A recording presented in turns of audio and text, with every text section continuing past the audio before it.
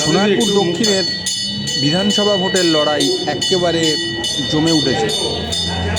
এই বিধানসভা কেন্দ্রের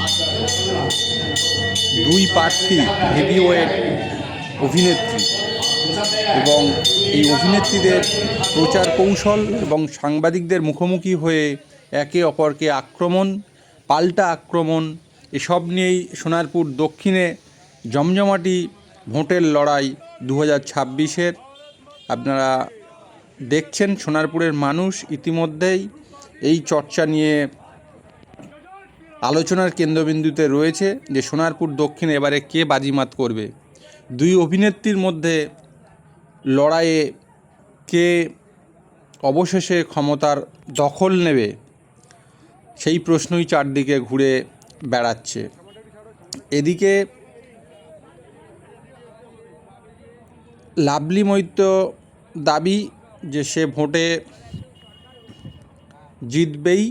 এদিকে রূপা গাঙ্গুলির কটাক্ষ যে এলাকার উন্নয়ন হয়নি, সোনারপুরে পাখির মতন বড় বড় মশা, এই নিয়ে তীব্র আক্রমণ, পাল্টা আক্রমণ। একদিকে অভিনেত্রী অরুন্ধতী মৈত্র বলছেন যে এলাকায় ব্যাপক উন্নয়ন হয়েছে, চারিদিকে রাস্তাঘাট, জলনিকাশি ব্যবস্থা। অন্যদিকে রূপা গাঙ্গুলি বলছেন যে এলাকার কোনো উন্নয়নই হয়নি, সমস্ত রাস্তাঘাট অবস্থা খুবই খারাপ, হাঁটা যাচ্ছে না, চারিদিকে খানাখন্দ হয়ে পড়ে রয়েছে। দীর্ঘ 5 বছরের সোনারপুরে কোনো কাজ হয়নি, জলনিকাশি ব্যবস্থা, একদিনের বৃষ্টিতে রাস্তায় জল দাঁড়িয়ে যায়। এই যে আক্রমণ, পাল্টা আক্রমণে লড়াই জমে উঠেছে সোনারপুর দক্ষিণে।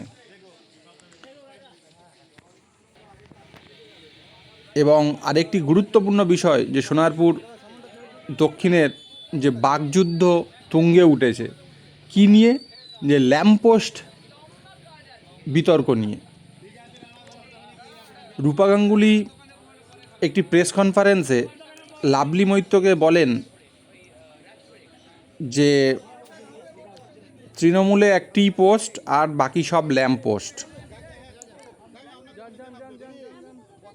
সেখানে তৃণমূল প্রার্থীকেই সরাসরি রূপা গাঙ্গুলি এই মন্তব্য করেন প্রার্থীর বিরুদ্ধে।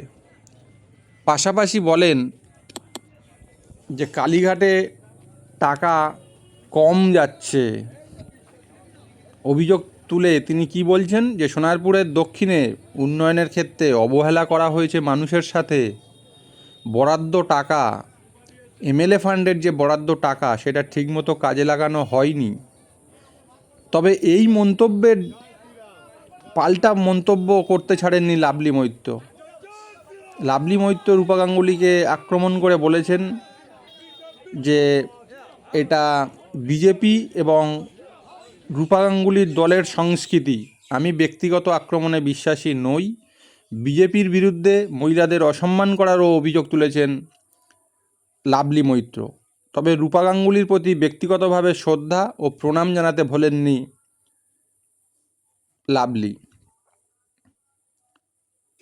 এদিন একাধিক প্রশ্নের উত্তর সরাসরি লাভলি মৈত্র এড়িয়ে গেছেন এবং বলেছেন যে বাকি সব প্রশ্নের উত্তর মানুষ 4 তারিখে ভোটের ফলাফল প্রকাশের পরেই দিয়ে দেবে, এবং আমি ওই দিনই প্রেস কনফারেন্সে জানাবো, এবং এই সমস্ত যে বাকি উত্তরগুলো আমি সেই দিনই এলাকার মানুষ এবং সোনারপুরের মানুষকে বলবো। যে উত্তরগুলো আমি আজকে দিলাম না, সেই উত্তরগুলোর জন্যে 4ই মে আপনাদেরকে ওয়েট করে থাকতে হবে। সেই উত্তরগুলো শোনাবো 4ই মে। কি বলছেন প্রার্থীরা, শুনে নিয়ে আসুন।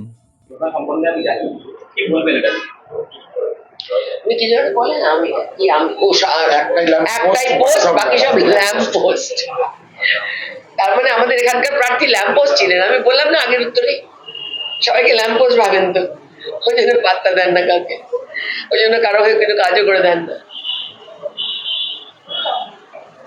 আমার মনে হয় কালীঘাটে একটু টাকা কম গেছে বলে এখান থেকে, মানে যতটা প্রত্যাশিত ছিল ততটা বোধহয় যায়নি। হ্যাঁ, ওনার লোকেরা তো বোম টোম বাদে আবার ওর সঙ্গে লড়াই করে। নেক্সট প্রশ্ন বলুন। ম্যাডাম এই দক্ষিণ বিধানসভার কথা কি বলছেন, এই যে কালীঘাটে টাকা যাওয়ার প্রশ্ন যেটা হচ্ছে? আমি বলছি যে এইখান থেকে সোনাপুর দক্ষিণ থেকে কম টাকা গেছে হয়তো কালীঘাটে, মানে এত উনি মানে এত অবহেলা কেন? উনি নিজেই বলেন যে আমি সব, তো উনি তো একটাই পোস্ট, বাকি সব তো ল্যাম্প পোস্ট, মানে তো তাই দাঁড়ায় এই প্রার্থীকেও কালীঘাট ল্যাম্প পোস্টই ভাবে। আর একটা আমার অ্যাজাম্পশন হতে পারে যা তুলতে তোলার দরকার ছিল তার থেকে একটু কম হয়ে গেছে বা নিজে রেখে দিয়েছে, কিছুটা হবে আর কি। ব্যাপারটা আমি জেনে বলবো। দেখুন আমি আরো 7 দিন ঘুরি, আমি আপনাদের ঘর বাড়ি ডিটেল দিয়ে বলে দেবো কে কোথা থেকে কি তুলে ওনাকে কি দিয়েছেন। একটা কাজ করতে দেখা যায়, আমি নামটা পাঠিয়ে দিই, ছবি সত্যি নাম পাঠিয়ে দিই, রাস্তা দেখা হবে। নমস্কার করুন। আরেকটা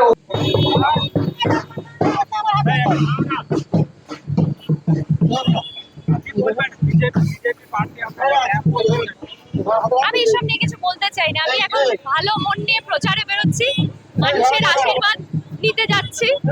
উনি যা বলছেন সেটা ওনার কালচার, উনি যে দলের প্রার্থী হয়েছে সেই দলের কালচার।